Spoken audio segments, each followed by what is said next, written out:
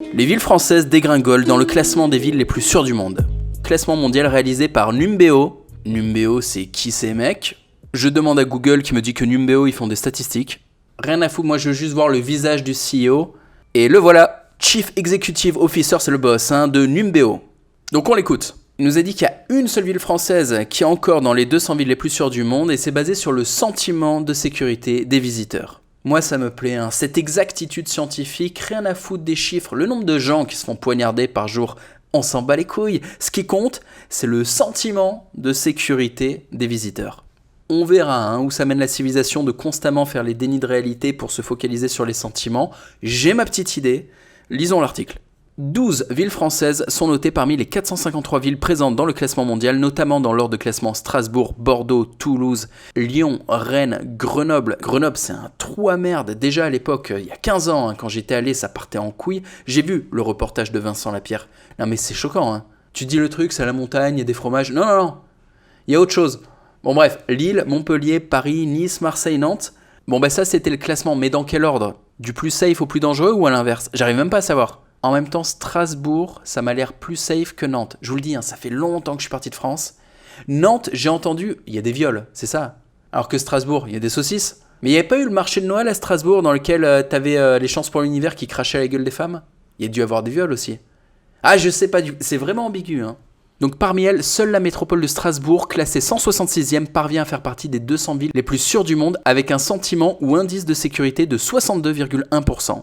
Ok, donc Strasbourg, c'était le plus safe. Les articles sont pas clairs, c'est mal écrit, les journalistes sont des incompétents crasseux. Bon bref, pour être dans ce classement, il suffit de donner un sentiment de sécurité. C'est comme Paris, la ville de l'amour. Le monde entier a ce sentiment, oui. La réalité, c'est différent. Quand tu prends le métro parisien, RERB, tout ça, le sentiment, il prend un gros coup de poing dans la gueule quand même.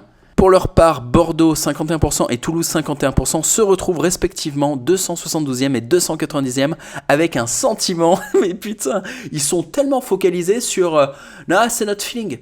On va pas regarder les chiffres, corréler l'immigration et les égorgements. Non, arrêtez, bande de racistes. On va parler des sentiments. Toulouse, c'est une boîte de cassoulet quelque part. Bordeaux, c'est le pinard. Enfin, tu vois bien, le sentiment est positif. Bref, Lyon, de son côté, avec un indice de sécurité de 48%, j'aimerais bien avoir la gueule des mecs sur le terrain, tu sais, des flics qui sont là à dealer avec la réalité en fait, et leur parler de l'indice de sécurité basé sur le sentiment. C'est assez loin de la méthode scientifique, mais oublie pas que les nazis avaient des scientifiques, donc la science, c'est mal. Ça continue pour Rennes, Montpellier, etc. Nice, on s'en bat les couilles. Quoique, Nice, 40% de sentiment de sécurité. Comme quoi les gens gardent la pêche. Ils se font éventrer par un camion poids lourd qui débarque là le jour du feu d'artifice. Et ils se disent non, ça va. À 40%, les gens sont là. Oui, tu te sens en sécurité à Nice, ça se passe bien? Ouais. Mais peut-être que le sondage n'est pas fait sur place. Il demande à un Chinois comment il se sent par rapport à Nice. Vous vous sentez en sécurité à Nice? On lui montre des photos de la plage, tout ça. Il se dit ouais, ça a l'air bien. Et du coup, paf, 40% de sentiment de sécurité. Bien sûr que j'interprète, je dis sûrement de la merde, mais attends, l'article, il te donne pas de détails, donc tu sais pas et t'interprètes. Je continue, le quotidien français, Le Figaro, des gens sérieux qui m'ont insulté récemment dans leur torchon, relève que la comparaison avec d'autres villes européennes n'a rien d'un lot de consolation. Et oui, effectivement, quand tu compares un 3 merdes avec d'autres 3 merdes, l'Europe, ça n'est que ça, c'est parti en sucette, t'es au courant? Toi, tu vis dedans, c'est progressif, donc c'est pas sûr que tu réalises, surtout si t'es jeune et que t'as pas connu autre chose, ou que t'as pas voyagé. Mais quand tu parcours un peu le monde, il y a un truc terrible, c'est que tu peux commencer à comparer. Et il y a des endroits, putain, la vie est safe, la vie est agréable. Et là, c'est un coup dur pour les pays de l'Ouest parce que tu te dis, pourquoi ne pas aller vivre ailleurs en fait? Je continue, Le Figaro constate que la France est le dernier pays européen dans le classement. Ah ouais, on est tout en bas en termes de sécurité. Et qu'elle se classe derrière le Mexique. Ça y est, on est moins safe que le Mexique. Là, c'est les Chicanos, ils sont dégoûtés. Ils sont là, vous nous prenez pas au sérieux en fait. Bon, le Mexique est quand même en 3ème position en partant de la fin, devançant seulement le Brésil et l'Afrique du Sud. Ah, l'Afrique du Sud, ils sont quand même forts, les mecs. Il y a eu des nettoyages ethniques, il y a des pillages dans les magasins, c'est le bordel total, il n'y a plus rien qui marche. Et du rationnement, des files d'attente de plusieurs kilomètres à pied pour avoir 1 kilo de riz. Ah, rigolez pas les Français, vous en êtes pas loin. Donc eux, Brésil et Afrique du Sud sont aux 2 dernières places du classement. Et il y a le classement mondial des pays, basé sur l'indice de sécurité, bon c'est toujours un feeling, pour les principaux pays. Émirats Arabes Unis, Dubaï, c'est vrai que t'as un sentiment qui t'arrivera rien là-bas. Tu poses ton téléphone, tu poses une liasse de billets, tu te casses, tu reviens, ils sont toujours là. Ça paraît délirant, mais c'est pour de vrai. La Suisse, j'ai pas été beaucoup, mais j'avais bossé à Sion, il y avait de la moquette sur les trottoirs, ça donne une base, moquette sur les trottoirs, t'es là, c'est confortable. Sur la moquette en question, des lambeaux qui sont garés porte ouverte, personne se barre avec, pareil, ça donne le ton. Pays-Bas, Norvège, Turquie, Espagne, Roumanie, Pologne, Chine, Allemagne, Nouvelle-Zélande, Pakistan. Comment ça, Pakistan? Oh là là, je suis en train de skipper pour aller tout à la fin. France, on est tout à la fin là. On est un des pays. France, Brésil, Afrique du Sud, on est les 3 pays avec le sentiment de sécurité le plus faible. Ça y est, la magie est terminée. Pendant des années, on avait joui de la réputation de la France. À l'international, Paris, la ville de l'amour, les gens ne savaient pas.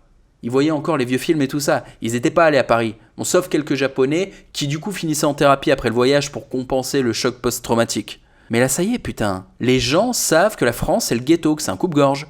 France, Brésil, Afrique du Sud.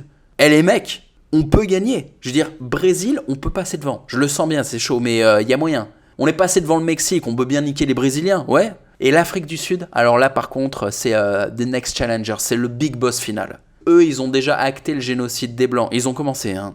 Donc faudra vraiment la jouer serrée, genre cet hiver, coupure de courant. S'il commence à y avoir des gangs ethniques en France qui, après avoir fait les pillages dans les supermarchés, se disent « on va s'en prendre aux particuliers, violer les femmes, bouffer les gosses, etc. » Là, s'il y a des images, si vous sortez les iPhones, les mecs, que vous filmez tout ça et que vous le diffusez au reste du monde, on peut créer un sentiment de sécurité inférieur encore à l'Afrique du Sud, qui a quand même une réputation spectaculaire à travers le monde. Et il y a eu des images là, hein. Ah, les gens tiraient à l'arme automatique dans les rues. Je peux même pas te foutre les images sur YouTube, je me ferais bloquer. Non mais c'était un carnage. C'est les scènes de The Walking Dead. Tu as des mecs habillés en civil qui avancent, qui tirent, d'autres qui tirent dessus, tu sais pas qui est qui. T'as un type avec un flingue, un type avec des sacs de supermarché, une meuf qui court au milieu. Le chaos. Donc calme-toi, faudra bosser très dur pour passer devant l'Afrique du Sud, hein. T'as pas encore réussi. Mais je vous fais confiance les mecs. Non, et le deuxième truc choquant, c'est le Pakistan. Qu'est-ce qui leur arrive? Les Pakistanais, ils sont quand même connus pour un certain niveau de barbarie. Les gangs de Pakistanais, c'est pas détendre les mecs. Et pourtant, ils remontent progressivement. Le sentiment de sécurité est supérieur même à l'Irlande. Moi, je croyais que c'était gentil un Irlandais. Et non, Pakistan sont devant vous les mecs. Et ils remontent progressivement, comme ça, il va se passer quoi? Ils vont passer devant la Suisse? Bon, ils y sont pas encore. Mais il y a tout qui s'inverse, hein. Le monde devient fou. Et derrière, t'as le top 20 mondial des villes basé sur un indice de sécurité. En premier, Abu Dhabi. C'est pas très loin de Dubaï, c'est le même délire, hein. Là, t'as un vrai sentiment de sécurité qui est quand même indexé à une réalité, qui est safe aussi. Évidemment, faut pas enfreindre la loi dans ces pays-là. Là, d'un coup, ta sécurité, ou plutôt ta liberté, est compromise radicalement. Le problème, pour vivre à Dubaï et tout ça, c'est que c'est très cher. T'as du fric? Du pognon, je veux dire. Il t'en reste ou pas? Non, personne en a, c'est difficile en ce moment. Et pourtant, il en faut, t'es d'accord? Je veux dire, pour vivre sur Elysium. Là, je suis pas dans la décharge en ce moment. Je suis dans un endroit qui coûte du fric. Hier, j'ai sorti une vidéo dans laquelle je te donne une des dernières techniques qui marche encore pour faire du pognon. C'est le moment. L'ascenseur est bientôt en panne. Oui, je te parle avec des métaphores. Mais vraiment, il te faut du pognon, mec. Il t'en faut. Va écouter la vidéo. Elle est importante. Je te fais une bise au boulot.